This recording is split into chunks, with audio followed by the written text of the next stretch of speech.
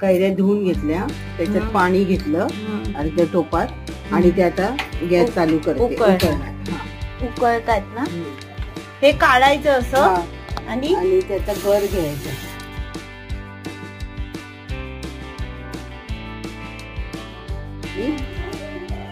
पिठी साखर आणि हे कैरीचं गर काढून घेतलं सगळं, साली वगैरे म्हणजे बाट काढून घेतले.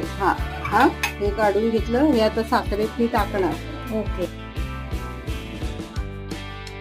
अजून साखर, हे झाकण लावायचं आणि मिक्सरला लावायचं.